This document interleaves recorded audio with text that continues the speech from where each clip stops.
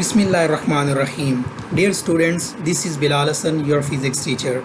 हमारा last topic था graph के बारे में, जिसके अंदर हम लोगों ने ग्राफ को डिफ़ाइन किया और ग्राफ के अंदर यूज़ होने वाली जो वेरिएबल्स हैं जिनको हम लोगों ने दो तरह की क्वांटिटीज़, डिपेंडेंट और इंडिपेंडेंट क्वांटिटीज़ में डिवाइड किया। और हम लोगों ने कहा कि हमारे पास जो डिस्टेंस टाइम ग्राफ है उसके अंदर जो डिस्टेंस है वो डिपेंडेंट क्वांटिटी है which depends on time interval T. और स्पीड टाइम ग्राफ के अंदर जो हमारे पास स्पीड है जिसको हम लोगों ने v से रिप्रेजेंट किया था, जिसको हम लोगों ने y एक्सिस के अलोंग ड्रा किया, वो हमारे पास डिपेंडेंट क्वांटिटी है which depends on time interval t।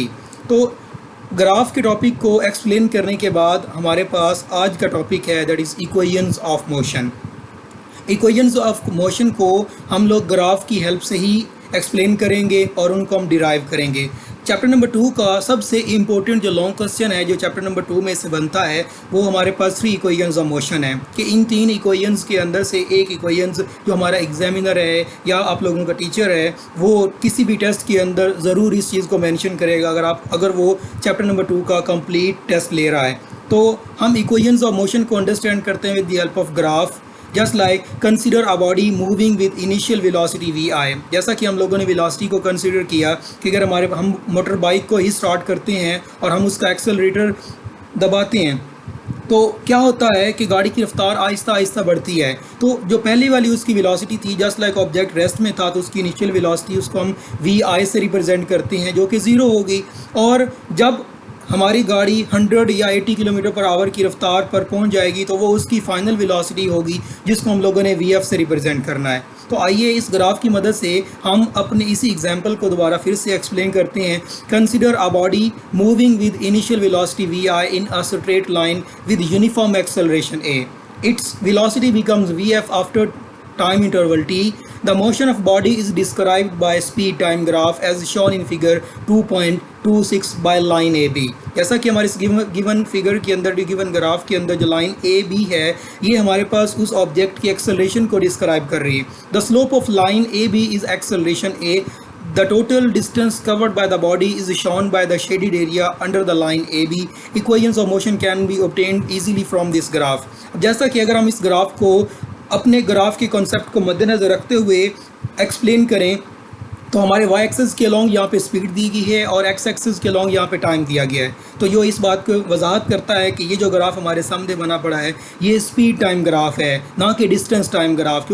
क्योंकि अगर ये डिस्टेंस टाइम ग्राफ होता तो y एक्सिस के अलॉन्ग हम लोग डिस्टेंस रिप्रेजेंट करते और x एक्सिस के अलॉन्ग हम लोग टाइम रिप्रेजेंट करते। अब जैसा कि हमारे इस ग्राफ के अंदर हमारे पास 2 हिस्से हैं, एक वो हिस्सा जो कि O से A तक का है और दूसरा वो हिस्सा जो कि A से B तक का है। O से A तक हम लोग यहाँ पर रिप्रेजेंट कर रहे हैं कि हमारा ऑब्जेक्ट इनिशियल वेलोसिटी ऑब्टेन करता है। अब देखें यहाँ पे हमारे पास टाइम इज़ इक्वल टू 0 है जब हमारा ऑब्जेक्ट चलना शुरू हुआ। अब उसकी कोई भी वेलोसिटी होगी। एक्चुअली ये ग्राफ कुछ इस तरह से बनाया गया है कि हमारे सामने से एक तेज़ रफ्तार गाड़ी गुजरे और उसकी रफ्तार वक्त के साथ साथ बढ़ती जाए। तो इसका मतलब कि वो गाड़ी 0 वेलोसिटी से नहीं शुरू हुई बल्कि एक सर्टेन वेलोसिटी जो कि उसने पहले से ही अटेन की हुई थी वो उस वक्त हमारे पास से गुजरा। तो उस वक्त उसकी जो वेलोसिटी हम लोग कंसीडर करेंगे जो पॉइंट A पर है हैविंग टाइम इंटरवल 0, वो है initial velocity which is represented by vi। और कुछ देर गुजरने के बाद आफ्टर टाइम इंटरवल t जब हमारा ऑब्जेक्ट पॉइंट B पर पहुंचेगा तो उसकी जो वेलोसिटी होगी उसको हम लोग फाइनल वेलोसिटी मींस vf से रिप्रेजेंट करते हैं। तो ग्राफ के कॉन्सेप्ट को एक्सप्लेन करने के बाद अब हम डिस्क्राइब करते हैं our first equation of motion. First equation of motion इसी ग्राफ से हम एक्सप्लेन करते हैं। Speed time graph for the motion of a body is shown in figure 2.26। Slope of line AB gives the acceleration of A of a body as given in that figure. जैसा कि हम पहले ही से ही explain कर चुके हैं कि हमारे इस ग्राफ के अंदर जो लाइन AB है जो इसकी स्लोप होगी, slope means anything which is on along y axis and anything which is along x axis. The ratio of y divided by x means अगर हम y को x पे डिवाइड करें तो हमारे पास जो क्वांटिटी बनती है वो स्लोप कहलाएगी। अगर हम अपने स्पीड टाइम ग्राफ के अंदर देखें तो y एक्सिस के अलॉन्ग हमारे पास स्पीड है और x एक्सिस के अलॉन्ग हमारे पास टाइम है। तो अगर हम वाई को एक्स पे डिवाइड करें मींस स्पीड को टाइम पे डिवाइड करें तो हमारे पास जो क्वांटिटी बनती है वो एक्सेलरेशन ही है। जैसा कि हम एक्सेलरेशन का फार्मूला पढ़ते हैं a is equal to v by T.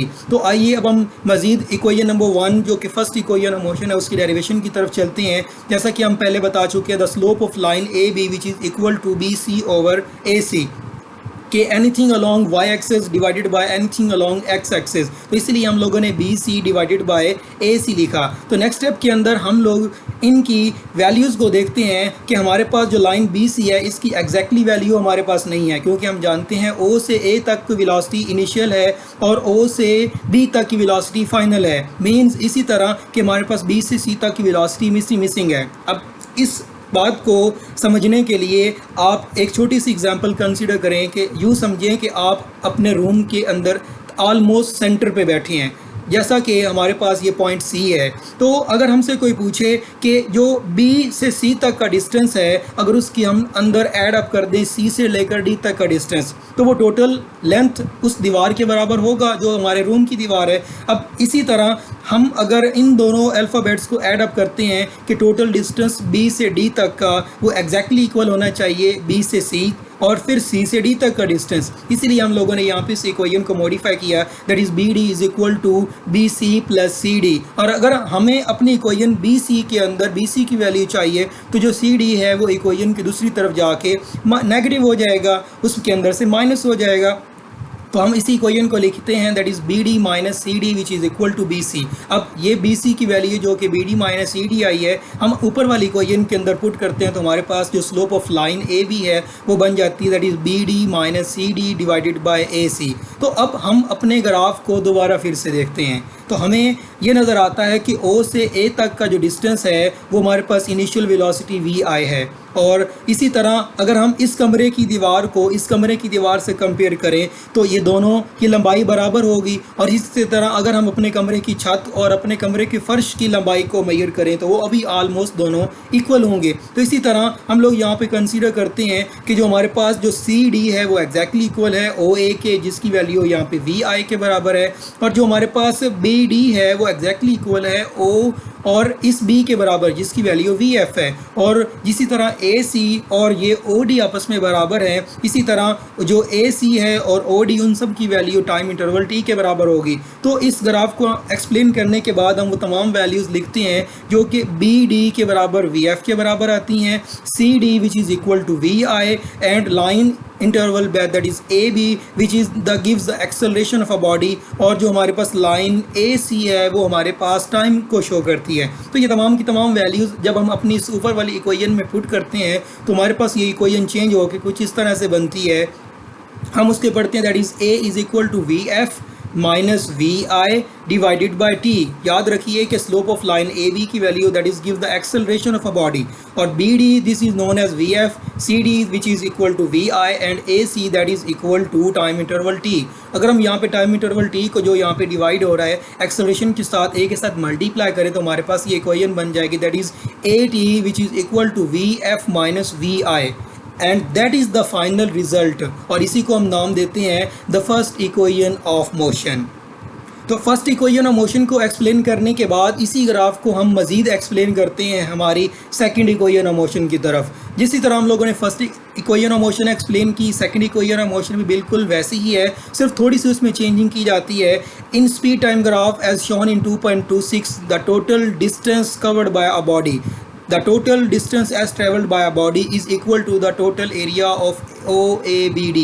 जैसा कि हम लोगों ने ग्राफ के लास्ट लाइन के अंदर पढ़ा था कि हमारे पास the total area under the curve which is equal to the distance covered by a body. अगर आप लोगों ने ये वीडियो अभी तक नहीं देखी तो ऊपर आने वाले नोटिफिकेशन पे क्लिक कीजिए ताकि आप लोग अपने प्रीवियस कॉन्सेप्ट्स को दोबारा फिर से दोहरा सकें। अब एक्चुअली अगर हम इस ग्राफ को जो कि हमने ऊपर ही पढ़ा था इसको दो हिस्सों में डिवाइड करें तो हमारे पास एक हिस्सा इसका पैरेललोग्राम जैसा बनता है, एक हिस्सा इसका रेक्टेंगल जैसा बनता है जिसके अंदर साइड ओ ए और सी डी आपस में बराबर हैं और ए सी और ओ डी आपस में बराबर हैं। और जो दूसरा हिस्सा है वो हमारे पास ट्राइंगल जैसा बनता है। याद रखिए। तो इसका मतलब कि अगर हम लोग इस जो रेक्टेंगल है इसका एरिया और जो हमारे पास ट्राइंगल का एरिया, इन दोनों को सम अप कर दे तो हमारे पास ये टोटल डिस्टेंस आ जाएगा जो हमारा ऑब्जेक्ट O से D तक कवर करेगा। तो इसीलिए अब हम इस बात को इस तरह से लिखते हैं कि the total distance S which is equal to area of rectangle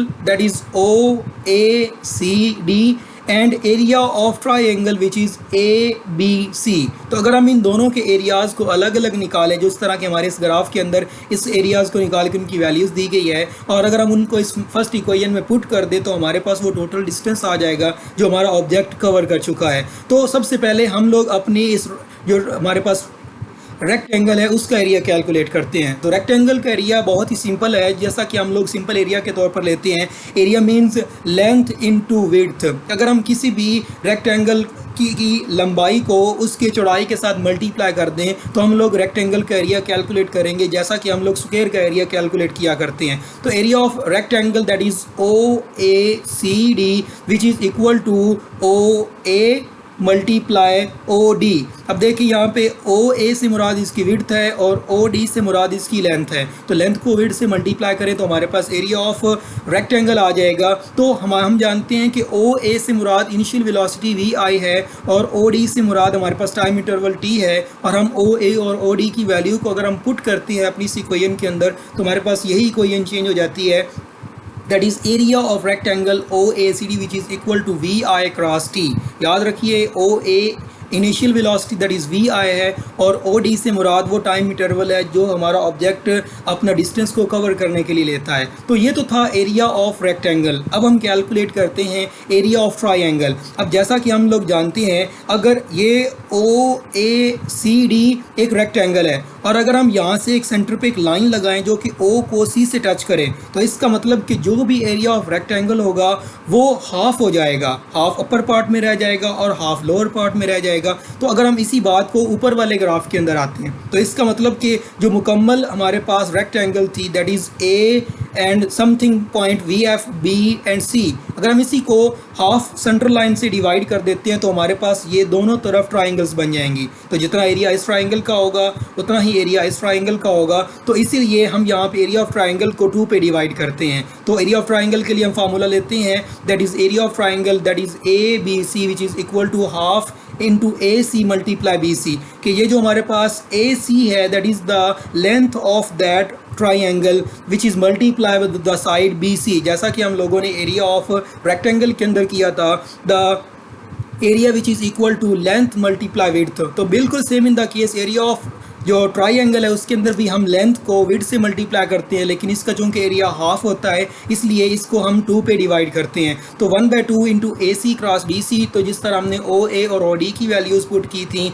और हमने इक्वेशन बनाया that is VI cross T, इसी तरह हम AC जो कि T के बराबर है और जो BC जो कि हम अपनी फर्स्ट इक्वेशन ऑफ मोशन के अंदर BC की वैल्यूज़ को निकाल चुके हैं जो कि BD माइनस CD के बराबर आती है। तो अगर हम उस चीज़ को मॉडिफाई करें तो हमारे पास ये फर्स्ट इक्वेशन ऑफ मोशन ही के बराबर तो आती है। तो इसका मतलब BC की जगह पे हम लोग पुट कर सकते हैं AT। तो और AC हमारे पास ऑलरेडी टाइम इंटरवल के बराबर है, तो इक्वेशन हमारे पास चेंज होकर रह जाएगी area of triangle ABC which is equal to half into T cross AT। और अगर हम इस T को AT से मल्टीप्लाई करें तो हमारे पास जो रिजल्ट है वो बन जाएगा हाफ AT स्क्वायर। अब हमारे पास एरिया ऑफ रेक्टेंगल भी आ गया और एरिया ऑफ ट्राइंगल भी आ गया। तो अब हम इन दोनों एरियाज़ को आपस में सम अप करके टोटल एरिया कैलकुलेट करते हैं जो कि डिस्टेंस कवर्ड बाय ऑब्जेक्ट के बराबर होगा। तो इसलिए since total area OABD which is equal to area of rectangle OACD plus area of triangle ABC, तो दोनों एरियाज़ को जो कि हम लोगों ने यहाँ पर एरिया ऑफ ट्राइंगल के अंदर और एरिया ऑफ रेक्टेंगल के अंदर निकाले हम यहाँ पे पुट करते हैं। तो पुट करने के बाद तमाम वैल्यूज़ को अबव इक्वेशन में पुट करने के बाद हमारे पास जो फाइनल रिजल्ट निकलता है that is VIT plus 1/2 AT square and that is our final result which is also known as the second equation of motion. तो आई होप आप लोगों को ग्राफ के कॉन्सेप्ट्स को मद्देनज़र रखते हुए आज का जो सबसे most important topic of chapter number 2 है वो क्लियर हो गया होगा। First equation of motion, second equation of motion और थर्ड इक्वेशन ऑफ मोशन, ये फाइनल और किसी भी टेस्ट ऑफ एग्जामिनेशन और पॉइंट व्यू से बहुत ही इंपॉर्टेंट है। अपना ख्याल रखिए। अल्लाह निगहबान।